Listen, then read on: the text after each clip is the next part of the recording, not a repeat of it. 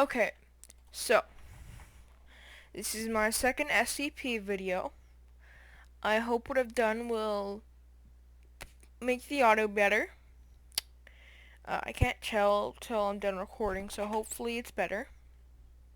And just basically my surroundings are a lot more quiet, so yeah. This is going to be SCP Part 2. I hope you guys like this. I'm just going to be displaying SCP-173 just to make this a lot more entertaining because I haven't spawned in yet. The last video I have no clue how it did. It's been like a week and it's gotten 1 view. But yeah, I guess I have no clue. No one's ever gonna see these videos, which sucks, but what can you do about it?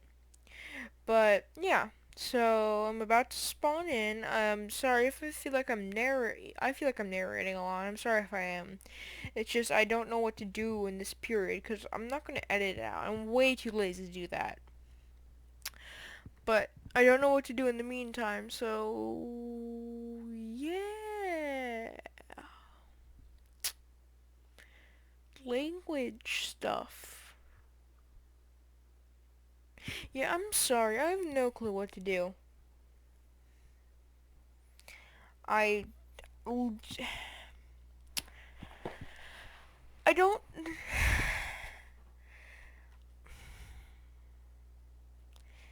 I'm literally just waiting for at least an MTF spawn.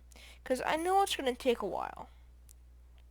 It's definitely going to take a while. And I have muted the game just so I don't have to hear... No, I'll unmute the game, but I'll just won't let people talk. Because I will when the main game starts, but not right now. Not right now. So this should just add something that's not my voice. Yeah, again, I'm sorry if this is super boring, but again, this is only my second video. Light containment zone is locked down and ready for decontamination. The removal of organic substances has now begun. Oh, hey, what's this? More recommended. But I don't know what to do at this point. I mean, I have no editing software. It's literally just raw footage that goes onto YouTube. So I'm worried it's gonna fail. And right now I'm really just betting on the fact that MTF will spawn or Chaos will spawn soon because they really want to be talking like this for a while. And only this person has to die for the entire game to end. Now this person's being a dick by not committing suicide, even though they do not know that.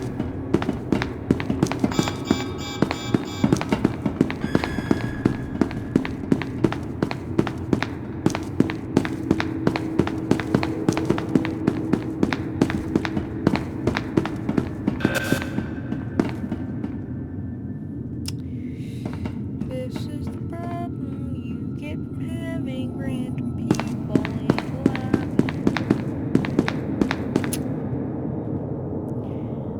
Yeah, I'm sorry if this looks super boring, but it is actually for me. But I don't have anything else to do right now, and I can't show other YouTube videos or like Netflix or shit. So it's really just me sitting here watching the scientists do scientist things, like try to escape. But they know they can't escape, so they're just trying to inevitably hide. Which,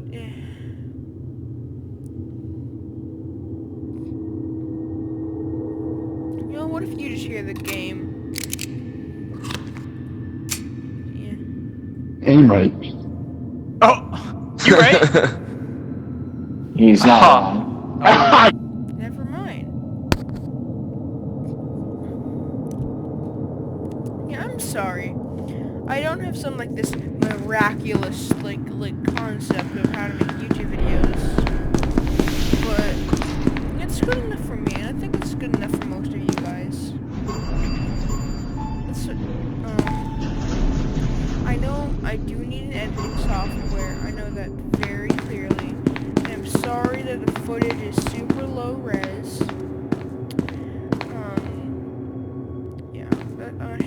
sorry about that part. But I don't know how to upscale it. I could run it through like a program that upscales it, but I can't. Just to make, this isn't the actual resolution of my monitor. What you guys see is a downscaled version because the recording software I use can't record at 1080p, so it has to record at super low resolution.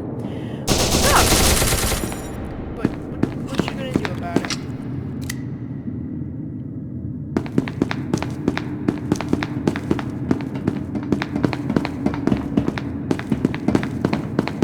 Why is the scientist shooting him? Yay, the game's over. I finally get to spawn back in. Hip hip hooray. I'm gonna unmute the game so I don't have to talk for a little bit. I'm gonna do that now. Answer my question. Can't you shoot him? Video games, yeah. Okay, Mango, you're gonna have to take over. This is my bird Mango. She'll be talking for the rest of the loading screen.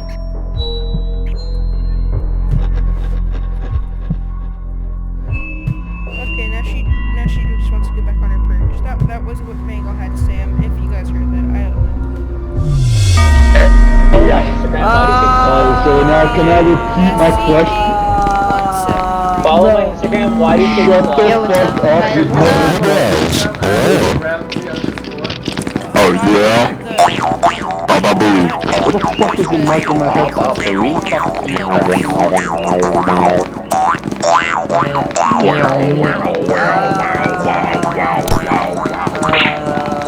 Follow IP at one of our feed is one of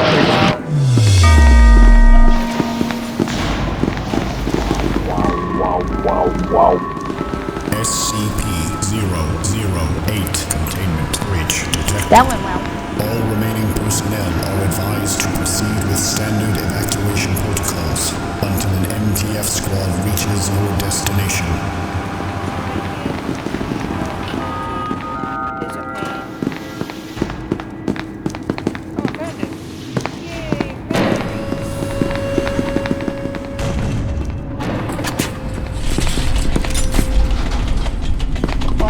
Wait, do you have a key card? Attention, all personnel. The light containment zone decontamination process will occur in T-minus 15 minutes. All biological substances must be removed in order to avoid destruction. No, close the door. Wait, what'd you set it to? Somebody set it to fine. Okay, that's good. I thought they said it was very fine. My PC.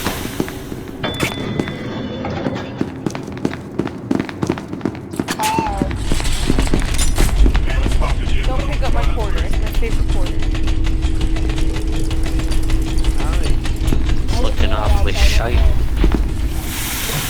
Oh nice, you got a disarmor out of it.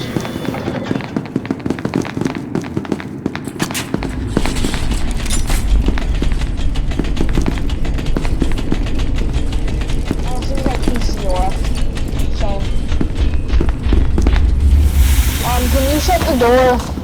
Please. Shut the door. Whoever has the car, you can check the door. Who wants a card? Who wants a card? Yo, close it. Pussy. Card. See, please don't. I like females. Once That's a above, dumb idea. that's something that doesn't exist. Yeah, sure, buddy. I'm gonna let you in. Pussy. Oh my gosh. Okay. I'm not pressing. Every single one of us is gonna be able to. I'm not pressing it. Go press Press the button. Go press it. Go press it. God damn. Why are you even? Oh, you have a card. I thought that was adrenaline for a second. No? What's the card on the floor? What? No, did he seriously? What the what? What the fuck? Peanut butter and Hey, Peanut.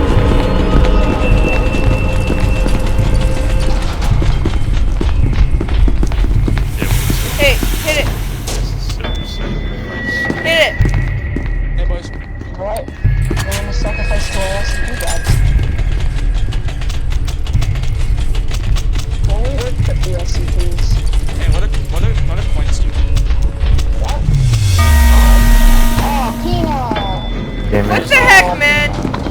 Turn me back. I think I just killed that person. No, that was a I zombie. think I He turned killed into him. a zombie. He turned into a zombie. Well, he got rough, so he's gonna die.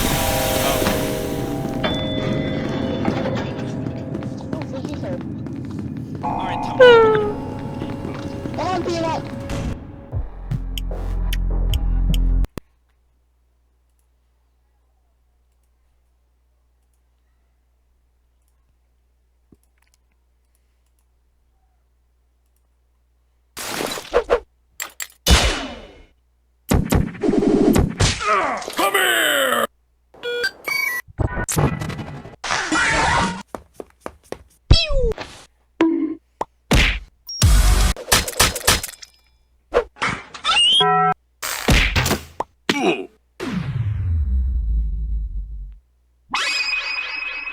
I like it, cut G.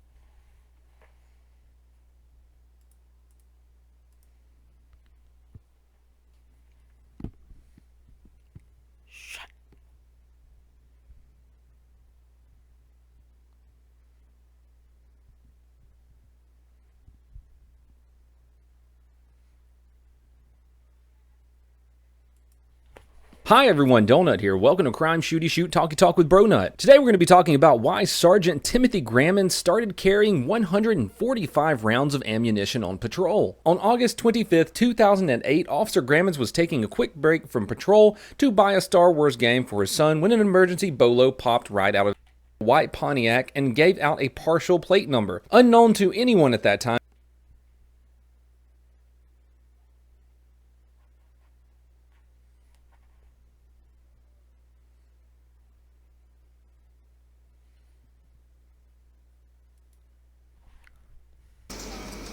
with the Tuesday of the 8th as our backup. Then you guys said, Miss, can we go one lesson earlier just in case it takes us longer than 2 lessons because we have you did.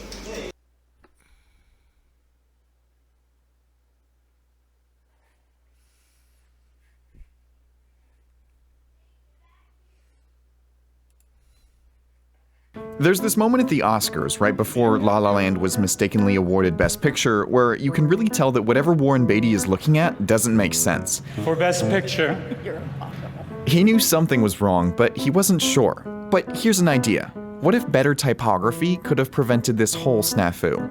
Let's walk through what that could have looked like. Moonlight! We know from this shot that the announcement card looks something like this. The card is serving 2 purposes. On one hand, it's a beautiful souvenir for the winner, and on the other hand, it's a cue card for a very high-pressure public presentation. So how do you make this easier to read in front of 30 million live viewers? Well, let's look at how the card compares to the line that the announcer has to say. We read things from top to bottom, but at the top is Oscars. That's not useful information for the people on stage at the Oscars. That's like a few milliseconds of extra time that those presenters have to go through to you know, when they're presenting, they have to go through all this information. That's Benjamin Bannister. He's a graphic designer who put together an alternate design for the announcement card. It's like driving on the side of the road. You literally have a few seconds to read all the signs and make sure you get the essential information, otherwise you're going to make the wrong turn. Best Actress should be the first thing on the page. Make it a little easier to read, and now the presenters have a clear sign that they've got the wrong card. But this still treats the winner with the same emphasis as the movie they appeared in, which, while it's nice to have, is really just extra context. You solve that by making the name of the winner the biggest thing on the page. If the presenters were given this card, one of two things would have happened. Their eyes would have first read Best Actress or Emma Stone, not La La Land. You can apply the same fix to the card that prompted Steve Harvey to crown the wrong person Miss Universe in 2015. I have to apologize. No bad typography, no confusion, no embarrassing mix-up. The consequences of bad graphic design extend far beyond award shows. In the fall of 2000, the supervisor of elections for Palm Beach County, Florida, was tasked with designing a ballot with more candidates than could fit on a single column. It wound up looking like this. It was called a butterfly ballot because of the way the text occupied 2 columns. If you were voting for Bush, the form made enough sense. To pick the first candidate, you punched in the first bubble. But then to vote for the second candidate on the list, Al Gore, you had to punch in the third bubble. See the problem? The Palm Beach Post estimated that over 2,800 Gore voters accidentally voted for Pat Buchanan. A number of voters here in Palm Beach County have filed lawsuits asking for a new election because they claim that they either voted for the wrong candidate or double punched their ballots because of confusion over the ballot design. Bush won Florida by a margin of 537 votes. Better typography here arguably could have changed U.S. history. Graphic designer Michael Beirut put together this version of what that ballot could have looked like. It uses the same format, but consolidates information horizontally so that you can fit all the same candidate names in the same amount of space. Instead of there being 2 conflicting visual paths to follow, there's just one. There's also a lesson here for public health. When it comes to health, there's probably no single piece of household typographic design that's as common as this one, the orange prescription bottle. These have been around since just after World War II, and they haven't changed much, apart from the addition of a child safety cap in the 1970s, but they are not the easiest things to read. Just look at how information is prioritized here. The pharmacy branding is often the first and biggest thing on the label, which is fairly unimportant information for the user. The rest of the text on the label is small, and it's all the same size and weight. Even these confusing numbers, which the user doesn't need at all, get the same amount of emphasis as everything else. On top of that, some key warnings are printed on hard-to-read color combinations, like black on dark red.